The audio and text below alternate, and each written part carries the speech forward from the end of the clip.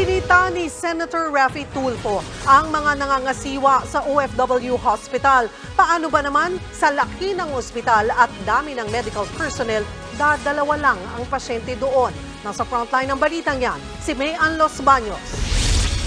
Ang Malagos Town na OFW Hospital sa San Fernando, Pampanga ang inungkat kanina sa pagdinig ng Senate Congressional Oversight Committee on Migrant Workers sa paungunan ni Senator Raffy Tulfo. Nung bisitahin ni Tulfo ang ospital noong July 1, napansin niyang kulang-kulang ang mga gamot. Hindi rin daw tumatanggap doon ng pasyente tuwing weekend at dadalawa lang ang pasyente gayong 200 ng medical personnel. Yung ibang mga empleyado nakatayo-tayo lang, siguro nagbibilang ng butiki.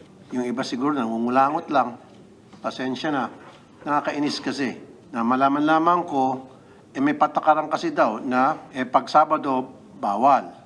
And then kailangan ikaw ay mag-register to make an appointment. And I found out 3 months pa bago ka mabigyan ng appointment. Pero sabi kanina ng mga tauhan ng Department of Migrant Workers, malaki na ang pinagbago mula nang bumisita sa OFW Hospital si Senator Tulfo. Kumpleto na raw sila sa gamot at tumatanggap na rin ng pasyente kahit weekend. Pero nasa 8 pa lang ang kanilang pasyente ngayon. Kaya utos si Tulfo sa DMW, sunduin ang mga pasyenteng OFW mula sa Maynila at mga karatig probinsya. Magtawag po kayo kung kinakailangan. Sunduin niyo po yung mga OFWs natin. Kasi ang problema ko minsan, malayo yan.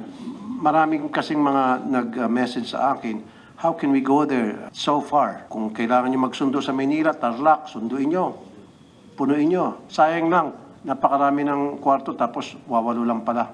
Nangako naman ang ahensya na pag-iigihan nila ang pagpapakalat ng impormasyon tungkol sa OFW Hospital. Meron daw kasing mga OFW na hindi pa rin nakakaalam nito. Nagbabalita mula sa Frontline, Mayan Los Baños, News 5. Mga kapatid, Lucy Cruz Valdez po, maging maalam at may pakialam sa mga napapanahong balita sa bansa.